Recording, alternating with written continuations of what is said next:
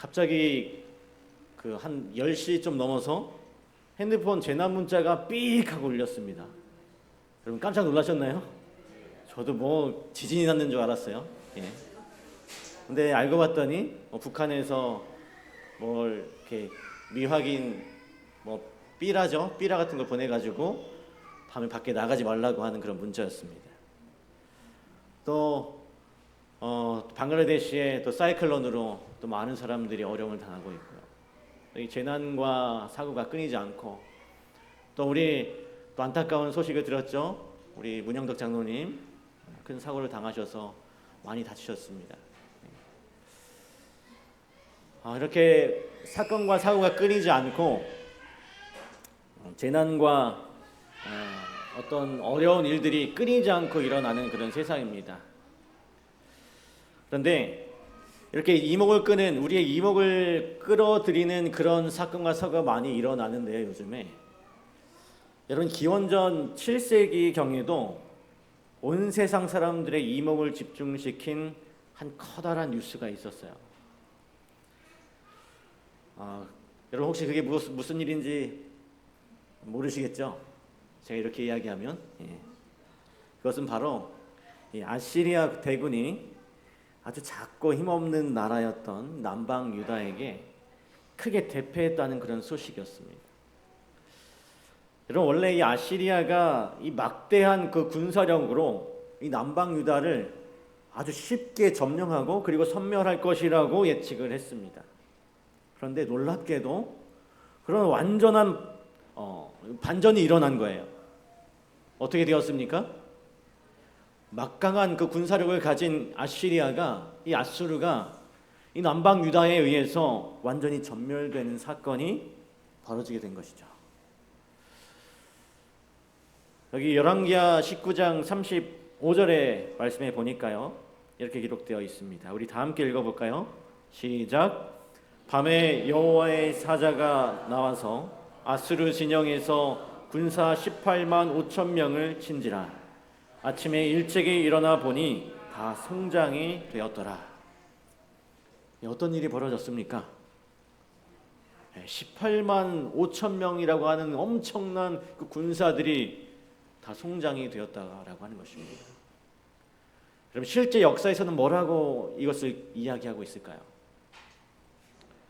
여러분이 한 번쯤은 들어보셨을 이 요세푸스라고 하는 역사가가 그가 쓴 유대 고대사라고 하는 그 책에서 하룻밤에 수많은 쥐떼가 나타나서 이 쥐로 말미암아 이 페스트라고 하는 전염병이 아시리아 군대를 덮쳤다. 그래서 그들이 전멸했다라고 설명해요.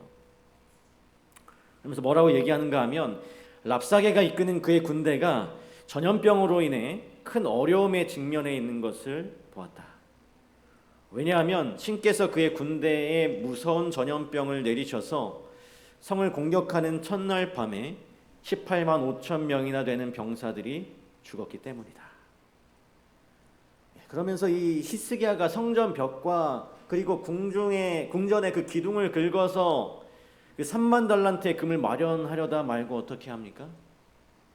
이게 도저히 군사력으로 해결이 안 되니까 이제 좀 어떻게 돈으로 해결을 해보려고 히스기야가 그 성전에 있는 그리고 그 기둥에 있는 금을 다 긁어 모으려고 하고 있었어요. 그런데 하루 아침에 그 모든 군사가 다 죽어버린 것입니다. 그것을 보면서 이것은 내가 해결할 일이 아니야. 하나님께 모든 것을 맡기자라고 그가 결심했을 때 하나님께서 단번에 이 아시리아로부터의 그 억압과 폭력으로부터의 그들을 구원해내신 것입니다. 그런데 이 사건이 벌어지자 이 사건에 대한 뉴스가 이제 여기서 멈추지 않았겠죠. 그 주변 국가에 고대 근동의 지역으로 다 퍼져나갔습니다. 야, 이게 무슨 일이냐? 이게 무슨 엄청난 일이냐? 어떻게 그 작은 그 남방 유다가 그 아수르의 대제국을 맞서서 싸워서 이길 수 있었느냐? 사람들이 너무나 궁금한 것이죠. 너무나 그 이유를 알고 싶은 것입니다. 근데 더 놀라운 거는요, 이 사건이 있은 다음에 또 무슨 일이 일어나는가? 그 싸움의 주인공이었던 이 히스기야가 어떤 병에 걸리게 돼요. 죽을 병에 걸리게 됩니다. 이 히스기야가 죽을 병에 걸렸다가 또 어떻게 돼요? 살아나요. 아주 기이한 방법으로 살아났다고 하는 뉴스가 연이어 또 나오게 되는 것입니다. 이사야 38장 1절에 보니까요. 그때 히스기야가 병들어 죽게 되니 아모스의 아들 선지자 이사야가 나아가 그에게 이르되 여호와께서 이같이 말씀하시기를 너는 내 집에 유언하라. 내가 죽고 살지 못하리라 하셨나이다 하니. 하나님께로부터 지금 네가 죽을 것이다 라고 하는 그런 말을 듣게 된 겁니다. 이제 죽게 된 거예요, 히스기야가. 여러분, 우리가 이 이야기를 좀 잘 알고 계시죠? 히스기야가 그 죽게 되었다고 하는 이 이야기를 듣고 나서 어떻게 했어요? 그는 이미 기도의 사람이었기 때문에, 기도의 큰 힘을 경험했던 사람이었기 때문에 하나님 앞에 나아가서 울면서 통곡하면서 하나님께 매달리기 시작합니다.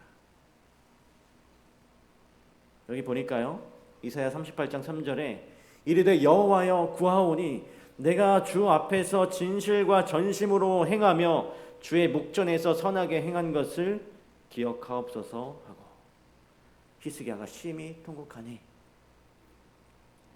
하나님, 제가 하나님 말씀대로 우상도 다 회파하고 하나님의 말씀대로 기도하고 하나님의 말씀대로 아시리아도 물리쳤는데 어떻게 저를 이렇게 버리십니까?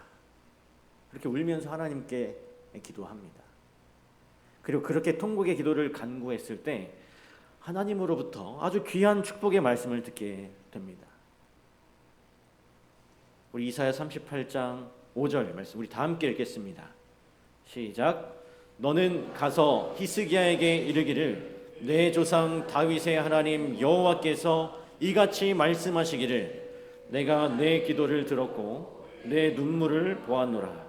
내가 내 수완에 15년을 더하고, 이렇게 기록하고 있습니다. 연이은 놀라운 뉴스가 이제 세상 사람들의 이목을 끌어당기는 것입니다. 남방 유다가 18만 5천 명의 그 대군 아시리아를 물리친 것도 정말로 놀라운 사건인데, 그 뒤에 들려오는 소식, 그 히스기야라는 사람이 다 죽게 되었는데 아주 기이한 방법으로 다시 살아났다라고 하는 거죠. 아마도 이 뉴스를 직접 확인하고 싶었던 사람이 있었던 것 같습니다. 이 뉴스를 직접 확인하고 싶었던 그 나라가 있었어요. 여러분, 어떤 나라였을까요? 이것을 직접 확인하고 싶었던 사람, 그 나라가 바로 바벨론이었습니다. 그 당시 이 바벨론의 왕이었던 이 무로닥 발라단이라는 사람이 이 남방 유다에 특사를 보냅니다. 그리고 이 히스기야 왕을 아련토록 해요. 여기 이렇게 기록합니다. 이사야 39장 1절에 그때에 발라단의 아들 바벨론 왕 무로닥 발라단이 히스기야가 병들었다가 나았다함을 듣고 히스기야에게 글과 예물을 보낸지라. 이 바벨론의 특사가 남방 유다를 이제 방문하게 된 거예요.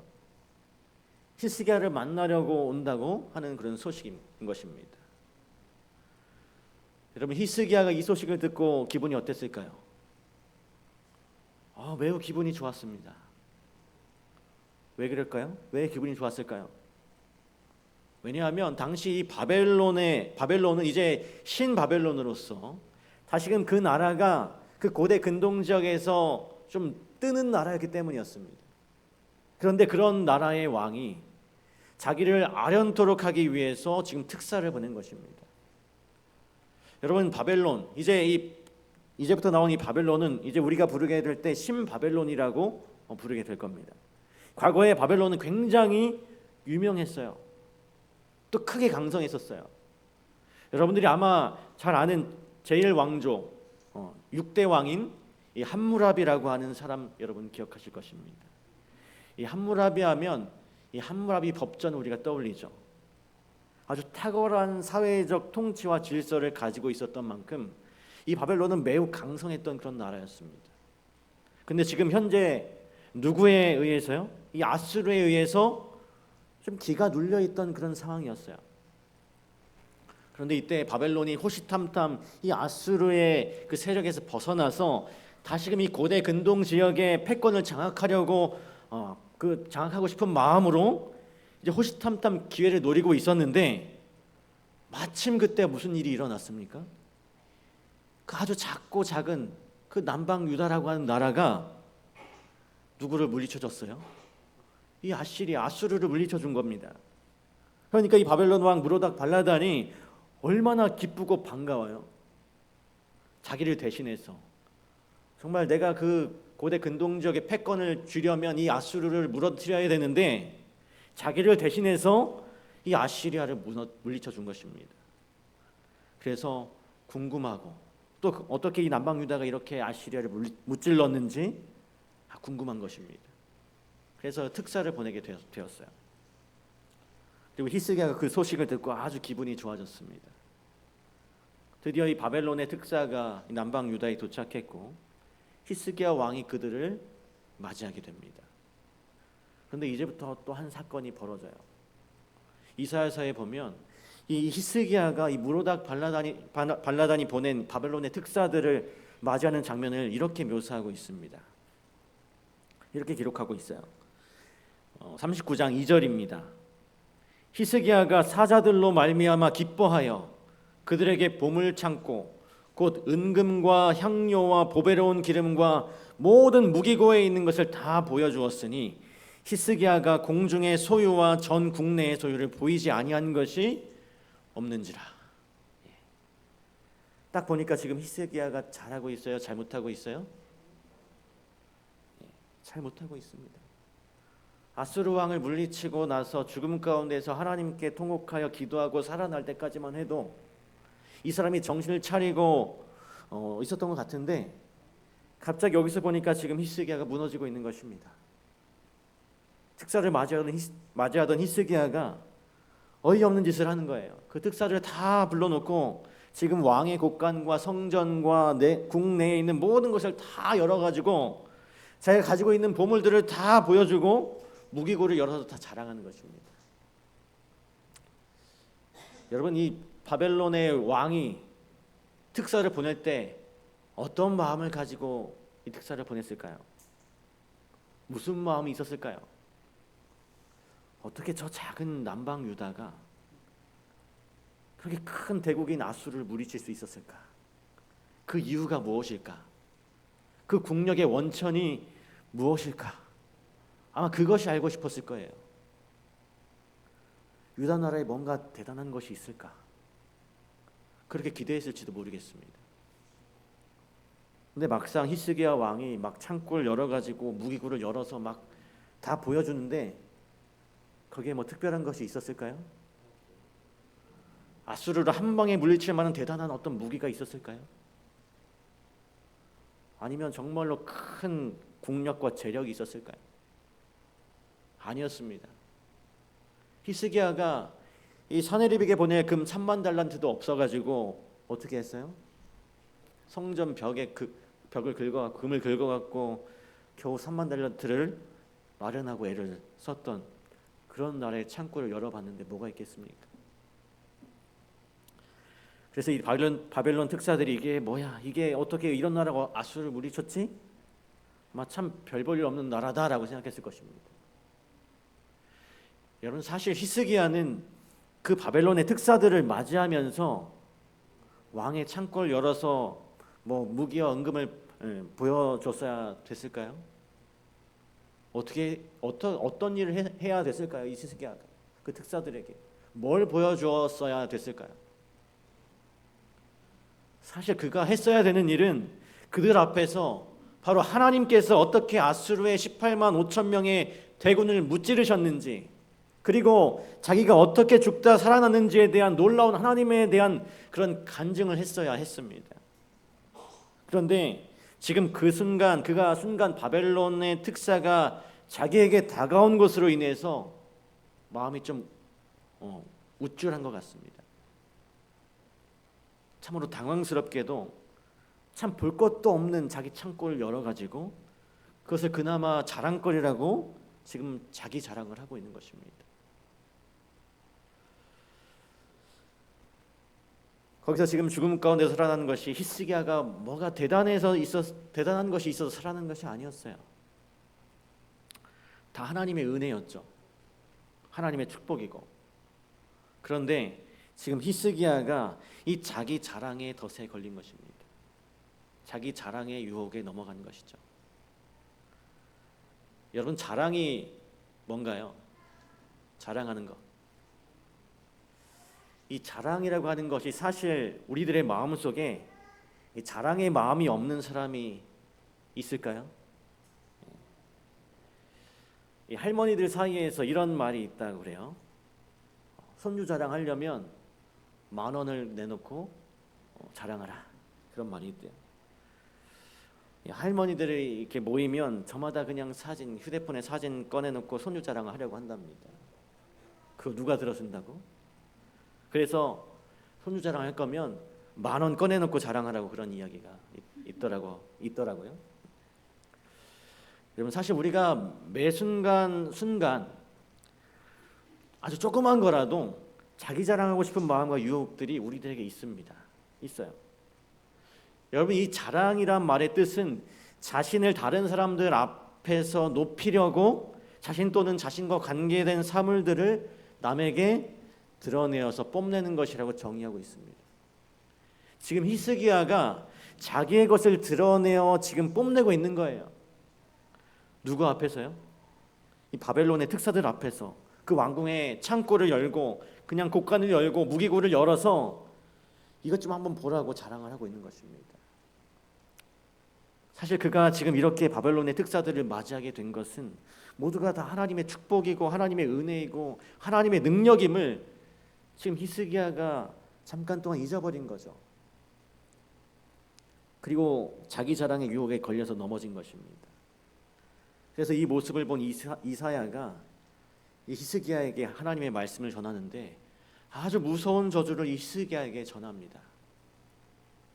이사야 39장 6절로 7절 말씀, 보라, 날이 이르리니 내 집에 있는 모든 소유와 내 조상들이 오늘까지 쌓아둔 것이 모두 바벨론으로 옮김바 되고 남을 것이 없으리라. 여호와의 말이니라.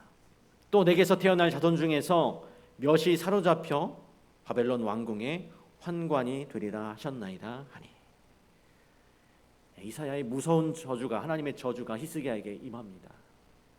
근데 그 저주를 가만히 보면 히스기야가 한 대로 그 저주를 받아요. 무로닥 발라단의 그 특사들이 왔을 때 히스기야가 보여준 것이 뭐예요? 자기의 왕궁의 곡간과 창고를 열어서 무기와 온갖 금은 부하들을 보여줬죠. 근데 그 보여준 것 그대로 그것이 다 어디로 옮겨질 것이라고요? 바벨론으로 옮겨질 것이라. 이제부터 이제 이 바벨론과 남방 유다의 아주 악연이 시작됩니다.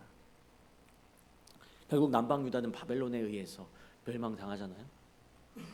역사가 이렇게 흘러갑니다. 이 바벨론 특사가 다녀간 이후에 얼마 지나지 않아서 이 신바벨로니아 제국은 기원전 612년에 아수르의 수도인 니느웨를 정복하면서 드디어 아수르가 멸망하고 명실공히 이 고대 근동 지역의 주인으로서, 패권 국가로서 등장하게 됩니다. 이제 그래서 이 바벨론과 남방 유다의 사건이 이어지게 되는 것입니다. 이제 바벨론이 일어나서 아수르를 쳐부쉈고 아수르를 다 이제 물리치니까 어디로 내려가야 합니까? 이제 남쪽으로, 애굽이 있는, 이집트가 있는 애굽으로 내려가야 하는 겁니다. 그런데 그 아수르와 이집트 사이에 누가 있어요? 남방 유다가 있는 것입니다.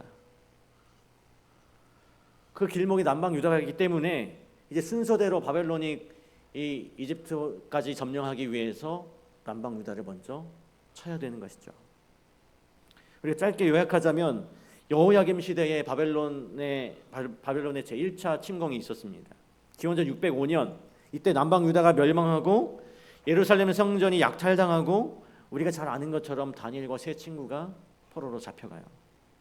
그래서 이때 이사야가 예언한 것처럼 그 예루살렘 곳간 안에 있는 모든 것들이, 하나님의 전에 있는 모든 기명들이 약탈되어서 바벨론으로 옮겨지는 것입니다. 바벨론 왕 느부갓네살이 올라와서 그를 치고 그를 쇠사슬로 결박하여 바벨론으로 잡아가고, 느부갓네살이 또 여호와의 전 기구들을 바벨론으로 가져다가 바벨론에 있는 자기 신당에 두었더라. 하나님께서 말씀하신 그 심판이 그대로 이루어지게 되는 모습을 우리가 보게 되는 것입니다. 총 바벨론이 3번 침공을 했습니다. 2차 침략 때는 바로 기원전 598년 여호야김의 아들인 여호야긴이 18세의 나이로 왕에 올랐지만, 왕이 된 지 3개월 만에 바벨론이 다시 쳐들어와서 거의 모든 사람들을 다 잡아갑니다. 1만여 명의 포로를 잡아가고, 이때 그 왕이었던 여호야긴도 잡혀가게 돼요. 그리고 이제 바벨론이 꼭두각시 왕으로 여호야긴의 숙부인 시드기야를 왕으로 세우게 됩니다. 그 시드기야가 이제 이 남방 유다의 마지막 왕이 돼요. 그리고 어떻게 됩니까? 바벨론이 1차, 2차로 침공하면서 모든 것을 다 뺏어간 바로 이사야의 예언이 그대로 이루어진 모습을 보게 되는 것입니다. 이제 저희가 이제 마지막으로 이 남방 유다의 마지막이었던 시드기야와 그리고 바벨론에 의해서 어떻게 멸망되었는지에 대한 이야기를 좀 집중해 보려고 합니다. 여러분, 근데 이 시드기야가 이제 마지막으로 남방 유다의 왕이 돼서 바벨론으로부터 이제 어려움을 당하고 있을 때 당시에 선지자가 누구였냐면 바로 예레미야 선지자였어요. 여러분, 이 예레미야 선지자에게는 별칭이 있죠. 무슨 선지자입니까? 눈물의 선지자. 왜냐하면 예레미야가 전해야 할 그 기별이, 그 백성들에게 전해야 될 기별이 참으로 슬프고 안타까운 것들이었어요. 실제로 그 사건이 그 기별대로 이루어짐으로 자기 민족이 멸망하는 모습을 보았기 때문에 이 예레미야는 참으로 많은 눈물을 흘려야 했습니다. 근데 그 예레미야가 뭐라고 얘기했는가 하면 예레미야 29장 10절입니다. 우리 다 함께 읽겠습니다. 시작. 여호와께서 이와 같이 말씀하시느니라. 바벨론에서 70년이 차면 내가 너희를 돌보고 나의 선한 말을 너희에게 성취하여 너희를 이곳으로 돌아오게 하리라. 여러분, 예레미야가 끊임없이 전한 기별이 뭔가 하면 바벨론을 하나님께서 사용하셔서 남방 유다를 치실 것이라는 그런 기별이었어요. 그러므로 시드기야 왕이 어떻게 해야 됐냐면 항복해야 했습니다. 항복하라고 예레미야가 기별을 계속 전했어요. 이 바벨론에 의해서 포로 생활을 하는 것이 하나님의 뜻이라고 전했습니다. 근데 예레미야가 전한 기별 가운데 그 바벨론의 포로가 갔다가 돌아올 예언도 함께 기록되어 있는데 70년간 포로 생활을 할 것이라고 했어요. 여러분, 하나님께서 이 유다와 예루살렘을 황폐하게 하고 그 땅을 황폐케 한 다음에 70년간 이 백성들로 하여금 유린하게 한, 그리고 방황하게 한 그 이후에는 어떤 이유가 있는가 하면 바로 안식일과 안식년 그리고 희년과 연관되어 있음을 우리는 성경을 읽어보면 잘 알 수 있습니다. 여러분, 안식일은 우리가 잘 아는 것이죠. 하나님께서 십계명으로 우리에게 주신 것이고 일주일의 하루, 이 마지막 날을 주님의 거룩한 날로 거룩하게 구별하는 날인 것입니다. 여러분, 그럼 안식년은 무엇입니까? 1년, 2년, 3년, 4년, 5년, 6년 매 7년째를 거룩하게 구별하는 것이죠. 레위기 25장 2절과 4절과 5절에 이렇게 안식년을 설명해요. 여기 눈으로 좀 보시고요. 이것이 안식년입니다. 그 다음에 희년이 있습니다. 희년은 바로 이 안식년이 7번 지난 다음에 바로 50번째가 되는 해를 희년이라고 또 구별을 해요. 레위기 25장 8절과 10절에 이렇게 기록합니다. 안식일과 또 안식년과 희년 제도를 하나님께서 허락하시면서 이스라엘 백성들이 가나안 땅으로 들어가거든 너희는 나의 명령대로 어떻게 해요? 7년째가 되면 안식년을, 그리고 50년째가 되면 희년을 지키라고 말씀하셨습니다. 그 땅을 쉬게 하라고 그랬어요. 그리고 특별히 희년이 되면 모든 빚진 것들을 다 청산을 하고 그 땅의 원주인에게로 돌아가고 가난한 자들이 회복되는 그런 놀라운 회복이 일어나도록 하나님께서 이 제도를 만드셨단 말입니다. 그런데 이 말씀을 지키라는 말씀을 주심과 함께 무슨 말씀도 주셨는가 하면 너희가 안식일과 안식년과 희년을 지키지 않으면 이런 심판이 있을 것이다 라고 말씀하셨어요. 예, 이렇게 얘기합니다. 너희가 원수의 땅에 살 동안에 너희의 본토가 황무할 것이므로 땅이 안식을 누릴 것이라. 그때 땅이 안식을 누리리니 너희가 그 땅에 거주하는 동안 너희가 안식할 때에 땅은 쉬지 못하였으나 그 땅이 황무할 동안에는 쉬게 되리라. 그러니까 그들이 안식년을 제대로 지키고 희년을 제대로 지킨다면 괜찮지만 그렇지 않은 경우에 하나님께서는 강제로 그 백성들을 멸하고 그 땅을 황폐케 하셔서 이 땅의 안식을 회복하시겠다라고 하시는 것입니다. 그래서 여러분, 이 남방 유다가 멸망한 이유는 그 백성들이 하나님께서 명령하신 안식일과 안식년과 희년을 제대로 지키지 않았기 때문에 그들이 이렇게 멸망을 당했다라고 하는 것을 충분히 생각할 수 있는 것입니다. 그래서 우리가 역대하에 보면 이렇게 이야기합니다. 이에 토지가 황폐하여 땅이 안식년을 누림같이 안식하여 70년을 지냈으니 여호와께서 예레미야의 입으로 하신 말씀이 이루어졌더라.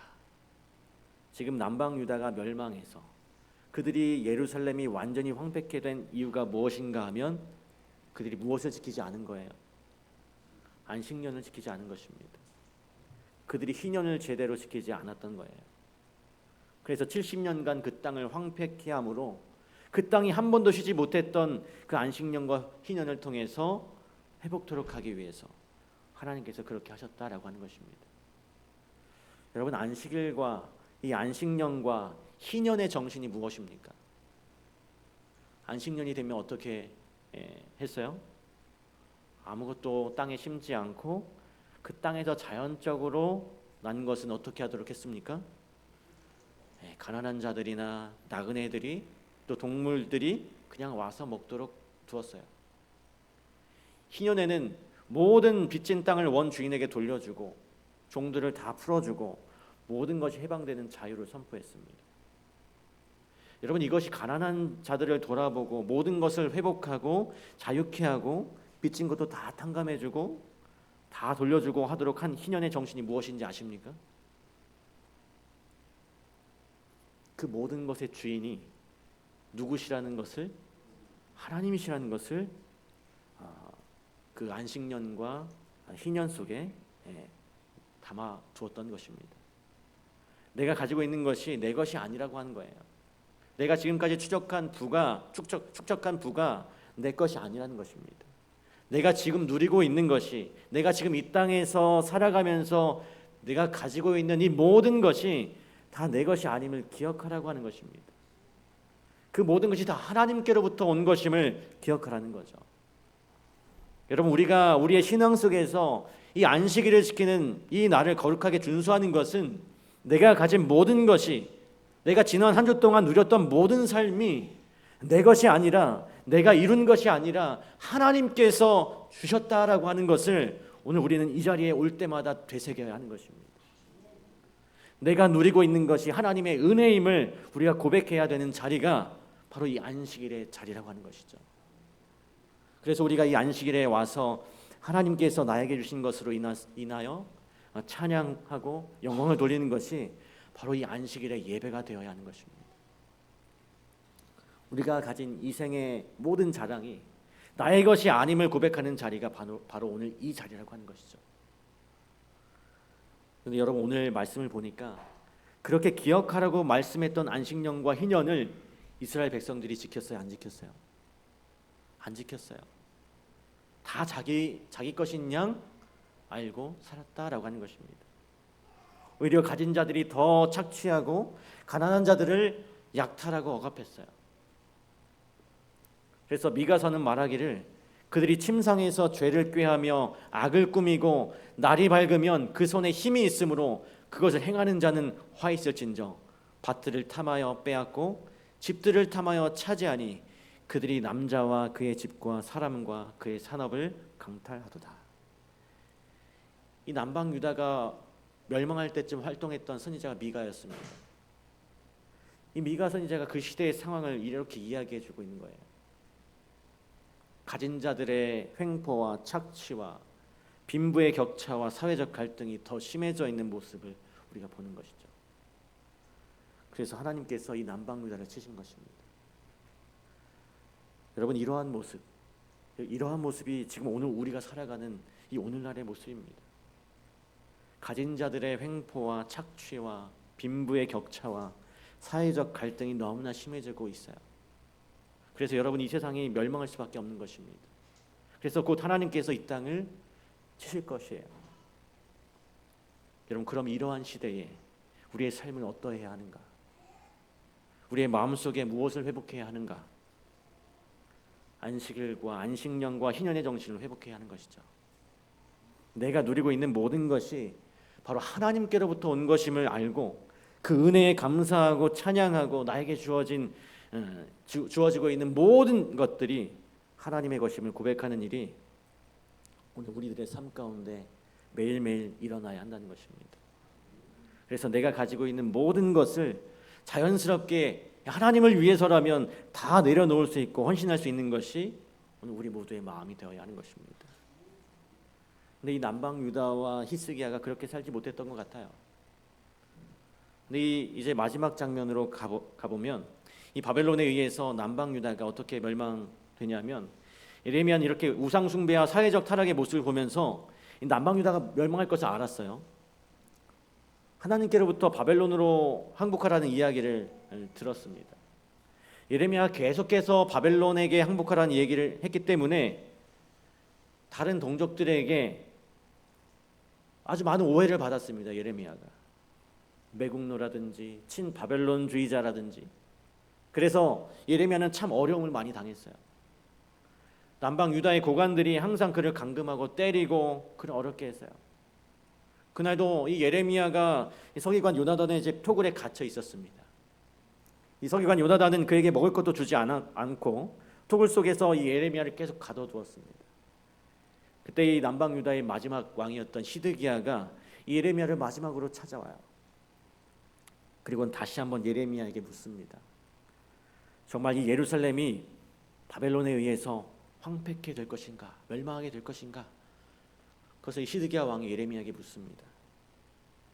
그때 예레미야가 이제 이렇게 대답해요. 예레미야가 시드기야에게 이르되, 만군의 하나님이신 이스라엘의 하나님 여호와께서 이와 같이 말씀하시되, 내가 만일 바벨론의 왕의 고관들에게 항복하면 내 생명이 살겠고 이 성이 불사름을 당하지 아니하겠고 너와 내 가족이 살려니와, 내가 만일 나가서 바벨론의 왕의 고관들에게 항복하지 아니하면 이 성이 갈대아인의 손에 넘어가리니 그들이 이 성을 불사를 것이며 너는 그들의 손을 벗어나지 못하리라 하셨나이다. 이렇게 예레미야의 말을 듣고 이 시드기야 왕이 드디어 자기의 본심을 드러내요. 뭐라고 얘기하는가 하면, 시드기야 왕이 예레미야에게 이르되, 나는 갈대아인에게 항복한 유다인을 두려워하노라. 염려하건대 갈대아인이 나를 그들의 손에 넘기면 그들이 나를 조롱할까 하노라 하는지라. 이 시드기야도 분명 알았을 거예요. 자기네 나라가 이제 기울고 있다는 것을 알았을 것입니다. 그리고 분명히 지금 하나님의 선지자가 이야기하고 있어요. 이 나라가 망할 거라고. 바벨론이 와서 지금 이 예루살렘을 숫대밭을 만들 것이라고 알고 있습니다. 그래서 이제 항복하라고 예레미야가 그토록 얘기를 하는데, 근데 시드기야가 그 얘기를 듣고 뭐라고 하냐면, 나도 내가 나가서 항복하고 싶은데 사람들이 나를 조롱할까 봐 염려가 된다라고 하는 것입니다. 한 나라의 왕으로서 체면을 구기고 항복한다는 것이 용납이 안 된다는 거예요. 그의 자존심이 허락하지 않는 것입니다. 자신에게 미칠 조롱이 두려워서 항복하지 않고 백성이 당하게 될 처참한 살육과 그 약탈을 지금 외면하겠다라고 하는 것입니다. 여러분, 지금 이 시드기야는 자신의 체면 때문에 하나님의 말씀에 순종하는 것을 거절했어요. 끝까지 이렇게 고집을 피운 시드기야 왕에게 어떤 일이 벌어졌습니까? 바벨론이 드디어 침공을 하고 쳐들어왔어요. 전 군대를 이끌고 와서 예루살렘을 포위합니다. 하나님의 말씀에 순종하라고, 항복하라고, 그러면 너도 살고 백성들도 다 살겠다고 하나님께서 기회를 줬는데도 지금 시드기야가 자기의 그 체면 때문에 나가서 굴복하고 항복하는 것을 도저히 못하겠다라고 하는 것입니다. 하나님의 말씀에 순종하는 것보다 자기의 자존심을 지금 지키려고 시드기야 왕이 버텼다라고 하는 것이죠. 결국 예루살렘의 침공을 당합니다. 여기 에워쌌다 그랬습니다.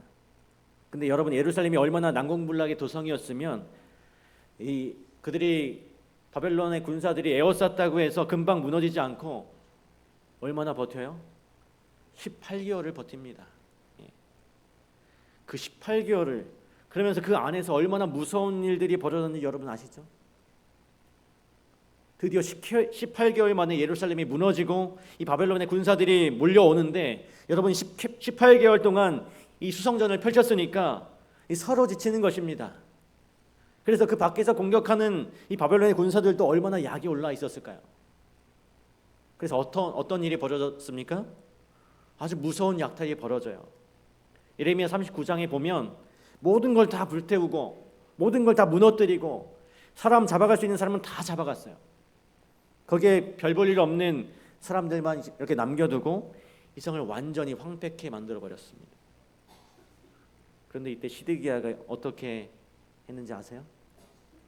시드기야가 몰래 어떤 지하 터널을 통해서 어떤 비밀 통로가 있었나 봐요. 그 비밀 통로를 통해서 이 아라바 길로 도망을 갑니다. 여기서 이 아라바 길이라는 말은 예루살렘에서 여리고로 내려가는 그런 길이라고 해요. 이 몰래 도망을 하는데, 이 요세푸스의 기록에 의하면 시드기야가 그의 가족들과 그의 친구들과 신복들을 데리고 몰래 도망할 때 여러분, 이 시드기야가 붙잡혀요. 그 일행 중에 반역자가 있어서 그것을 누구에게 이야기한 것입니다. 그래서 시드기야가 잡혀옵니다. 그리고 어떤 일이 벌어집니까? 시드기야의 아들들이 그가 보는 앞에서 다 죽임을 당했어요. 시드기야의 신하들이 다 죽임을 당했습니다. 그리고 마침내 시드기야는 두 눈이 다 뽑혔어요. 정말 불쌍하고도 불쌍한 모습으로 이제 바벨론의 포로로 끌려가는 것입니다. 여러분, 전쟁사를 읽다 보면 이 3일 또는 5일을 약탈을 허용한다라고 이렇게 장군이 명령할 때는 이 군인들이 얼마나 힘들었으면 그 사기를 좀 올리기 위해서 일부러 약탈을 허용한다라고 하는 것입니다. 그 관용적인 표현이 3일에서 5일의 약탈을 허용한다는 그런 표현이라고 합니다. 여러분들이 이 약탈을 하게 되면 얼마나 이 약탈 당하는 사람이 어려움을 당하게 되는지 아실 것입니다. 특별히 여성들과 아이들이 어려움을 당해요. 여성들은 폭력에 내몰리고 이 아이들은 포로로 잡혀가고 남자들은 죽임을 당합니다. 지금 그 모습을 예레미야가 보고 있는 거예요. 그래서 예레미야 애가에 이렇게 기록하죠. 이야기합니다.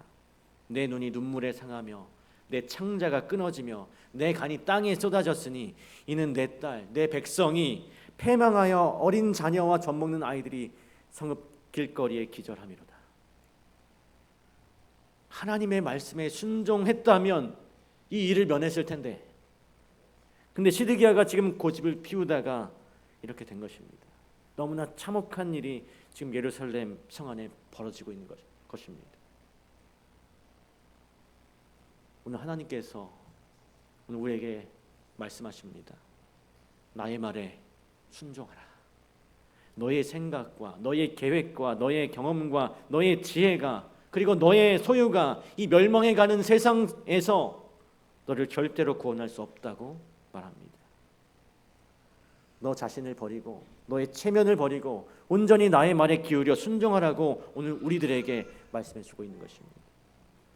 사랑하는 성도 여러분, 오늘 우리가 이 히스기야와 같은 우를 범치 않게 되시길 간절히 바랍니다. 시드기야와 같은 참으로 어처구니 없는 실수를 하지 않으시게 되길 간절히 바랍니다. 우리가 가지고 있는 모든 것이 다 하나님의 것임을 고백하고 그 모든 것을 얼마든지 하나님 앞에 내려놓을 수 있는, 그래서 나를 위해 온전히 하나님의 뜻이 내 안에서 생활될 수 있도록, 살아갈 수 있도록 하나님께 모든 것을 맡길 수 있는 참 순종의 길을 가시는 우리 모든 성도님들 되시길 간절히 바라면서 오늘 말씀을 마치도록 하겠습니다.